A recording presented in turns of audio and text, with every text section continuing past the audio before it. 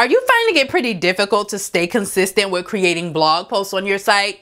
Yep, most of us have been there. Well, in today's video, I'm going to show you how to create blog posts for the entire month in just one day with a pretty simple strategy. Let's talk about it. What's up, y'all? Welcome back to the channel. If you're new around here, I'm Nikisha. Welcome to the winning team. And if you're like the rest of us around here, you want to monetize your blog. And that means getting visitors to your site by way of creating consistent content. So how do we do that? The basic concept here is going to be to create 4 blog posts for the month with 1 going live each week. Now, each one of those posts typically takes me around 2 hours to create for a total of an 8-hour workday, pretty much the same that you would do at a 9 to 5, but for your own business. I like to do this for 3 of the 4 types of posts that I create on my site. That's an answer post, an affiliate post, a personal story, and the last one that's not good for this content creation day is a pillar post. Now, a pillar post is typically one that can take you multiple hours or even multiple days to create, and that wouldn't be ideal for trying to squeeze it in an 8-hour workday. So I typically focus on these other 3, and I'm going to be creating 2 answer posts, 1 affiliate, and 1 personal story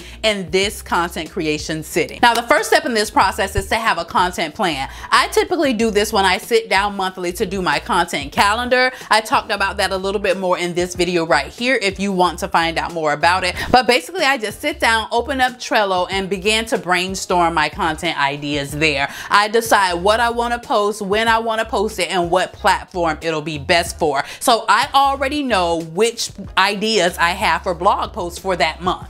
Now, after the content plan is done, I like to take my photos. Yeah, I like to take my photos first so that I have visuals to match the writing when I'm doing it, especially if it's for a personal post or a lifestyle post. I feel like those visuals kind of give me a guide when I'm writing, and it's so much more fun that way. But when I'm doing things that really don't require custom posts for me, I simply just use a stock image.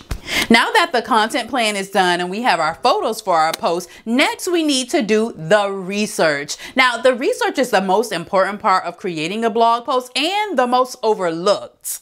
During this time is when I do my keyword research. I like to outline my posts, and then I like to do my content research. Keyword research is something that I've been spending a lot more time on these days, especially since I've learned how important it was since learning SEO. I will typically go on YouTube, go on Google, and just simply type in the phrase that I'm thinking about doing my blog post on and kind of get some ideas from there. Ubersuggest is a really good keyword research tool, and it's absolutely free. You don't have to pay anything to use it. And then also Answer the Public. If you put your search term or your search niche in, it will give you several ideas for what people are actually typing in on the internet and what they want to know. So it gives you a good idea of the keyword that you can use or a question that you can answer. Next, I will start to outline my post. Now, after I've done the keyword research, I know what keyword I'm going to be using. So I outline my posts based on that keyword that I just found. Now, I like to do this process off the top of my head and put down the things that come to mind for me first based on my audience, what my audience is asking, my analytics and everything like that. But then when I move on to the third phase of the research, it's the content research. So if it's a topic that's a really meaty topic and, you know, I just want to get some more ideas or see what other people are covering or what people are asking about that topic, I like to go and do my content research. This includes the same thing kind of that I do for the keyword research. That's go on Google, YouTube, Ubersuggest, all types of places, forums maybe even, and kind of see what people are talking about when it comes to that topic. And I might find an idea that I didn't include in my original outline, and then at that point I will include it in the outline to go ahead and talk about in the post. Now, what I never do is copy anybody's work. I take the concept or the idea and then I go and make it my own. We don't steal around here.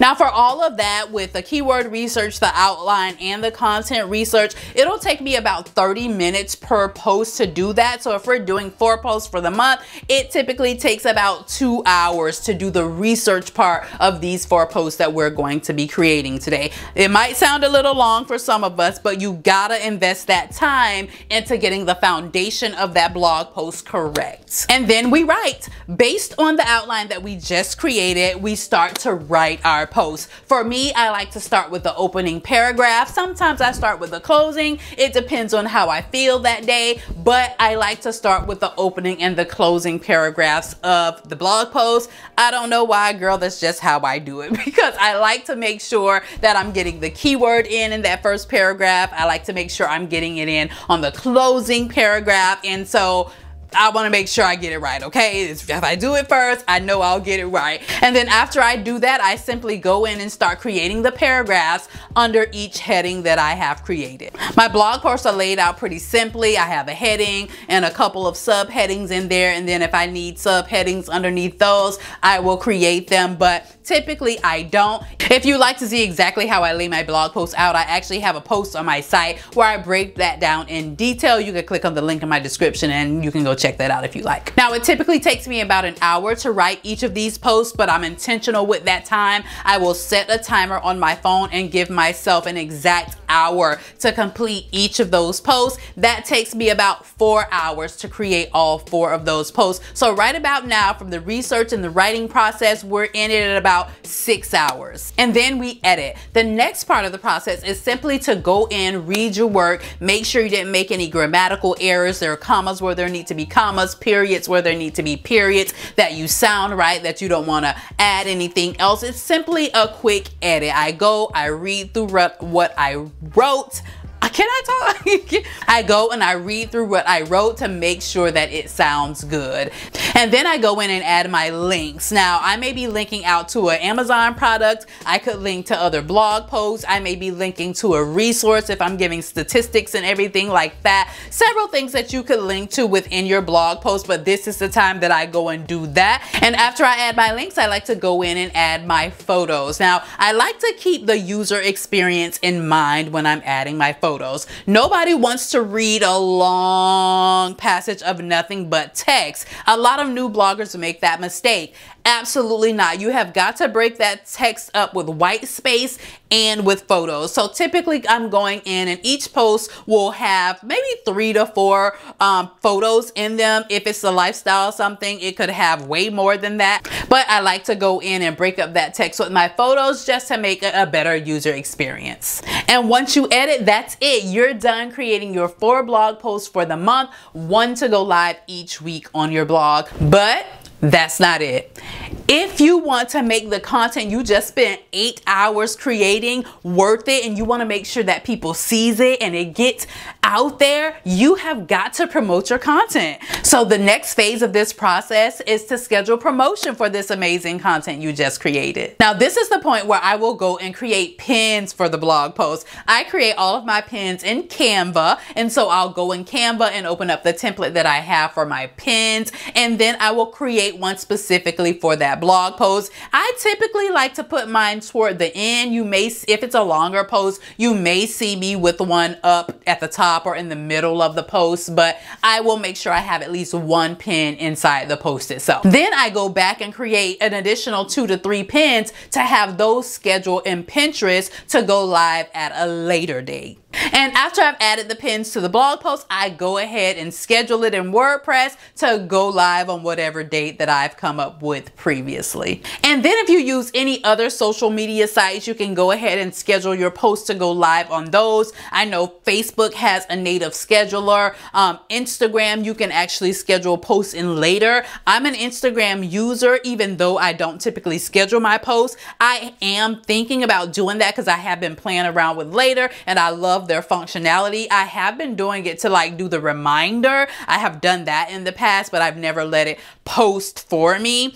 You know, people say that you shouldn't do that, but whatever.